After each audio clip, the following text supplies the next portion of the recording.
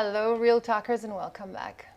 A radio host born with radio running down his veins, as he says. TV talk show host, music director, and talent scout, all wrapped in one. Sprinkle some magic on as this guy makes dreams come true every day to many of his listeners on Radio Kol Chai by giving incredible prizes out. And you will get Menachem Toker. Born in Holland to an American father and Dutch mother, grew up in the religious neighborhood of Beit Vegan in Jerusalem and went to a religious yeshiva. Menachem is now married to Yael. They have 6 children and live in Har Shmuel. Goeien Tag, Menachem. Goeien Tag, what an intro. Wow. Did I surprise you with a Dutch? How are you, Adassa? How are you? Nice I'm to great. see you. Nice to see you.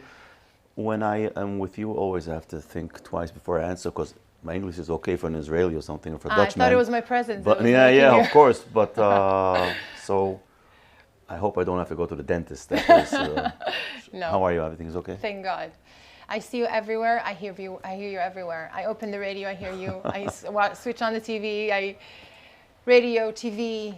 What's your real passion? Radio. It was my dream since I was 3 or 4 years old in a Haredi environment.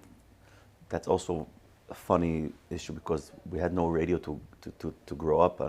We didn't listen to radio in our house. I don't even know how did I have a dream to walk throughout my house with a spoon or something and talk to myself.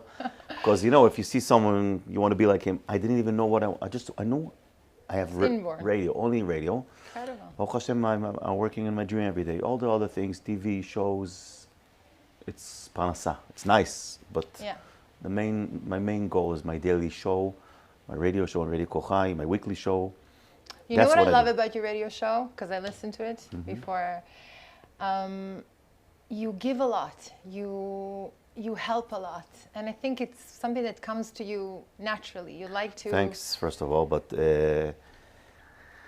yeah, that's my goal of my show, to give. I have a dream. It's not an organization, but a dream, maybe foundation or something. We have some people that I tell them that there's someone who needs beds for his kids because they sleep on the floor, exactly. or food, or so.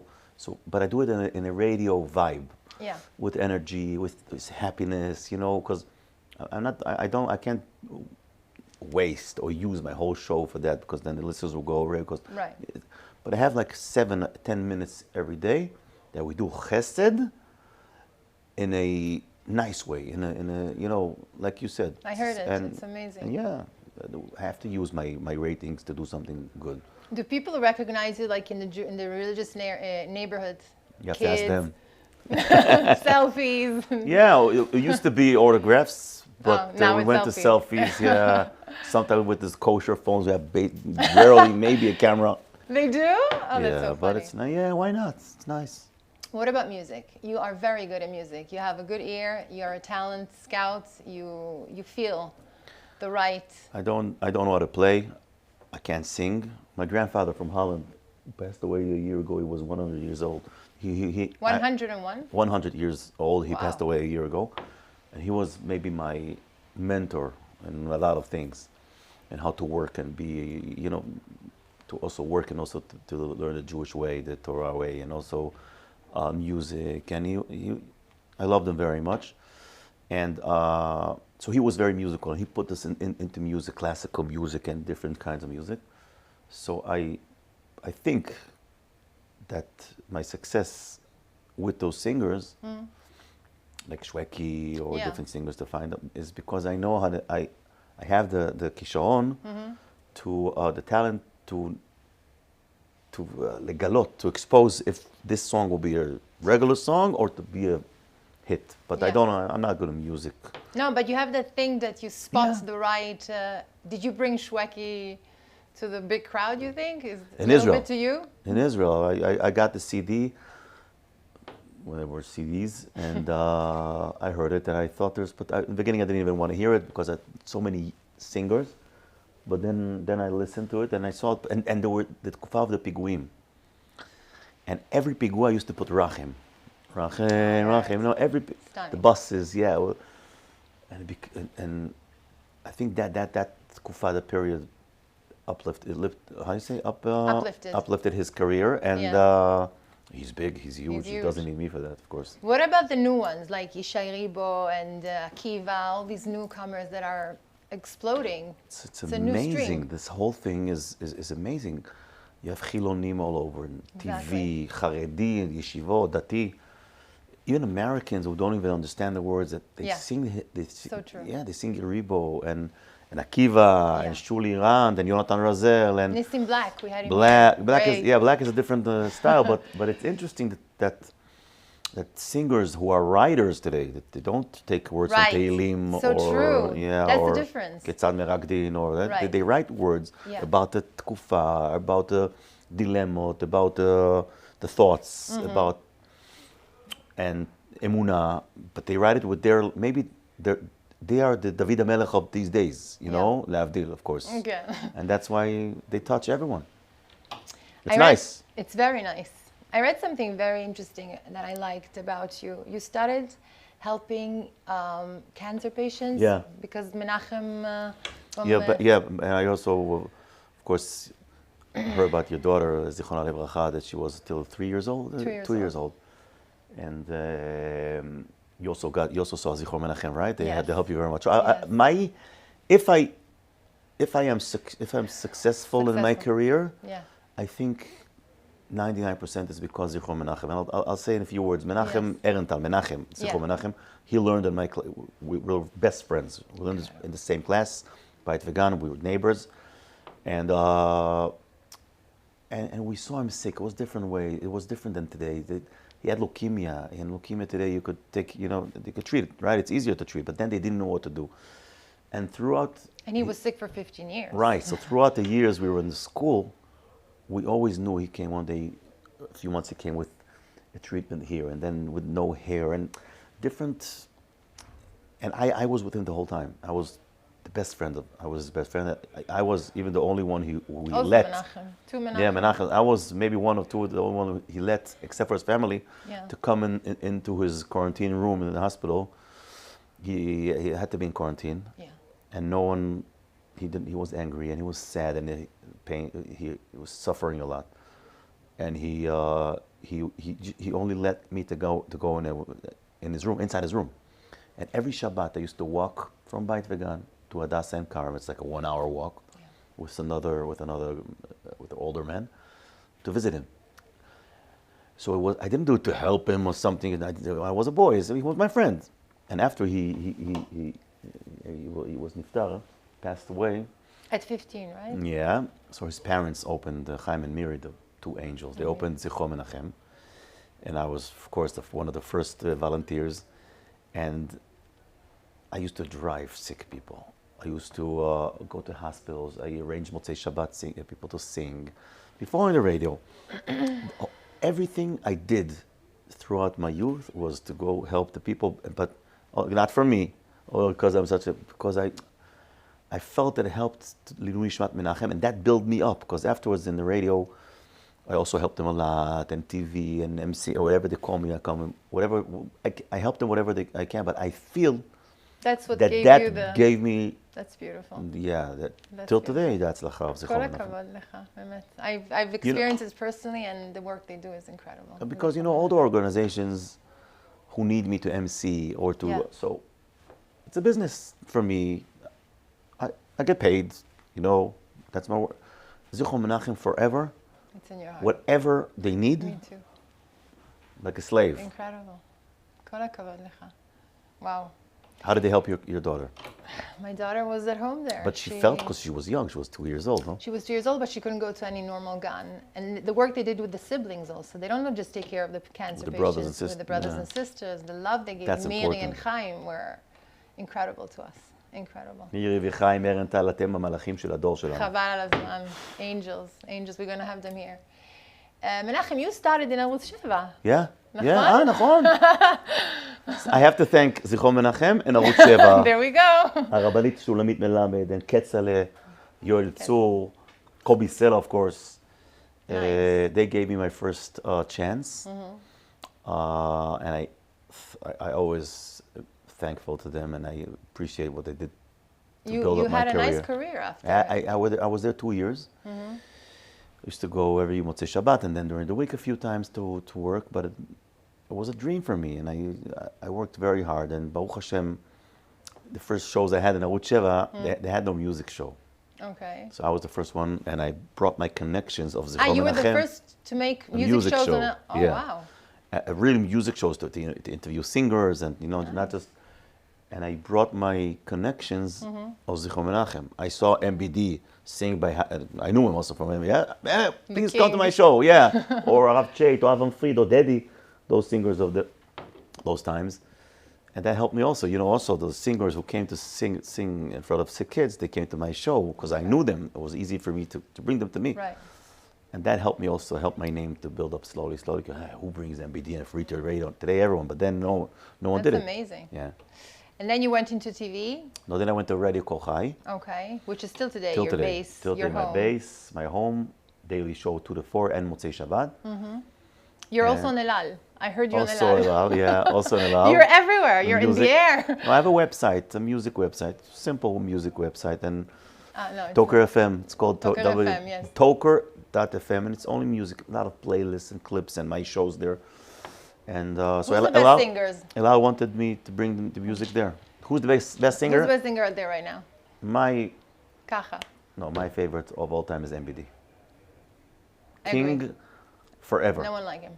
That's what I think. No, I totally agree. You've lived your career. You still have, I'm sure, a long career ahead. But you've been through the beginning, and you're now in this new social era, like Instagram and everything. There's this new wave of social influencers, religious, and I'm not talking about out there the Kardashians. I'm talking about here serious, serious religious influencers who have a lot of followers. And they become little, stars in their own way. You know them. You have, I saw Shuki Salomon and... Oh, Shuki is a good friend of mine, and yeah. What do you think of this? Why is not? it good? I don't really follow so much. I follow Shuki, and I follow one or two other ones.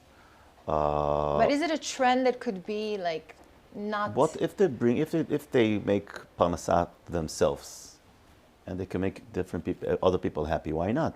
Because there's also by the women a lot of... Oh, women, so what? So women also. But I'm for throughout it. my career, I always like to be the first, first on radio, first on Motzei Shabbat, and first on a daily show, first with my Atar internet, my music, first on TV. I was the first one, and the only religious Haredi Dati one who has a talk show with my name Toker B'Shishi. In Arutz 13, channel used to be channel 2 together, was united. Keshet Reshet. Right. Now it's 13, it's maybe a bit smaller, but still every Friday. It's amazing. My name, I do whatever I want there. Because I like to be the first one. And also this one, listen, those ladies and those social influencers, how do you say? Influencers.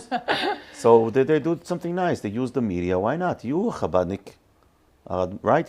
Your husband is Chabad. You're also Chabad, no? I'm Chabad. So Rabbi Milubavitch said, to take the media and to use it, to kosher it, to put good messages. So why not to do it through those? I also use it. I have on Twitter, on Instagram, Facebook. I'm a bit smaller, but I also use it when I can. My status is big in WhatsApp. And why not to take it for good things? You've been to the Rebbe? No. You've met the Rebbe? Because I grew up in a different...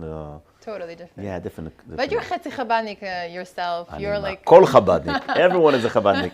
Everyone has Chabad inside. Yafeh me'od. Just one question on the Chaim Valder. I know you guys are friends. How did you go to Chaim Valder? I'll tell you why. I saw some pictures of a birthday party that you had. And I'm telling you, when I have a guest, I do all the info I can wherever I'm very, very. You had a lot of stars. There was a big birthday party, and I see a picture of Chaim Valder there. And I thought to myself, he was probably a friend of yours. How hard was it to live this moment? Also in journalism, I mean, you were in the media. He was a friend. He was a good friend of mine. I used to, every book he brought out, I used to interview him, and on TV and radio. When his son was sick, he called me if I could help him on radio, and I helped raise maybe $500,000 shekel for some special treatment. I helped him. We're friends, media friends. Not that we never went out together. And when I heard it, was very, very, very hard for me. When he committed suicide, I had like a week.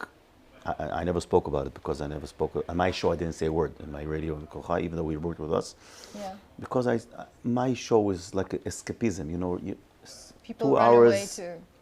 I want people who are happy in life, or who are suffering in life, or who are in debts, or getting married, or youngsters, to forget those 2 hours. Only music, only smile. Yeah. I didn't say nothing. I didn't want to talk about it.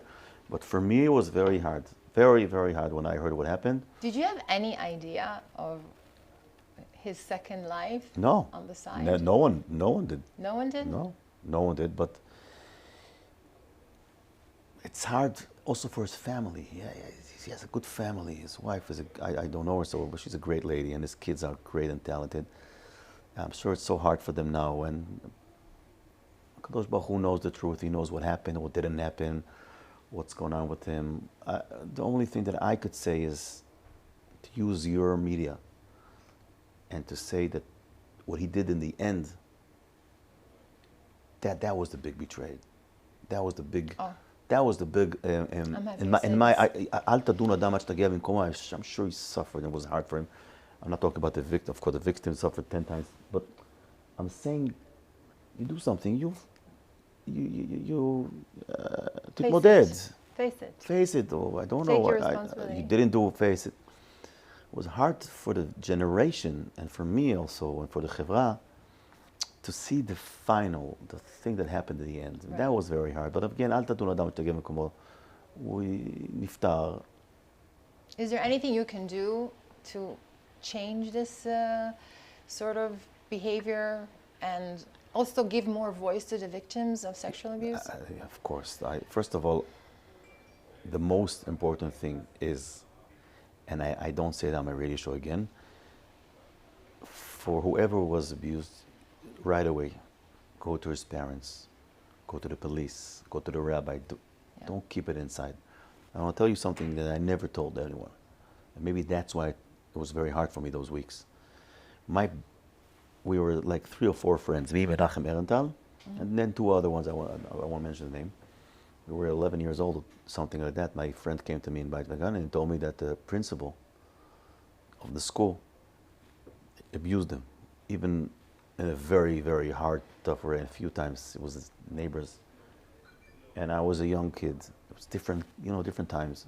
And I went with him to my parents. And I know that in the neighborhood, they kicked him out of the school. The principal, he told him, the rabbi told him he has to go to America. I don't even know what happened then. Yeah. I know that my friend, 14 years old, committed suicide from Shalai Tzedek. Yeah. From this? Yeah. And when he jumped, oh my God, 14 or 13 years old, look, or maybe, yeah, that was his age. He had a siyul. a picture. A picture that he drew that some big one, black, is running after him, like a big man. And he was a small. So, in my life, that when this happened, so of course, it came back to me, all those pictures. I forgot about it, and definitely, whoever. We can make a change. Yeah, and if someone, this camera, of course, everyone, whoever watches your show, maybe are more open and modern, but the Orthodox, the Haredi crowd, it's so important now to open. Exactly. Something happens to, to give go. The voice. To litlonen, Absolutely. go to the police, go to the parents. Not police, go to the parents first of all. Go to your parents, and then to the police, of course. Yeah. And B'ezrat Hashem, let's talk about nice things. Come No, on. I was going to say, I want to end it in a Well, positive note. everyone is out of the show now. People left. Nachon, even the editor, everyone left the show now. Where are you in 10 years? Radio. Always radio? Radio. I will die. With a microphone in my hand. 98 years old with a microphone. 100, like your grandfather. Halevai, B'ezrat Hashem. Yeah. Kol hakavod. I'm so proud of your work. Thank you. I'm so proud of it. You inspire people that like me, that work in this, that want to have a career, and keep on doing what you're doing, giving prizes, giving hope to people, giving positivity out, and give a voice. Thank you so much. Great interview, and I appreciate it. And B'atzlacha gdola. Thank you.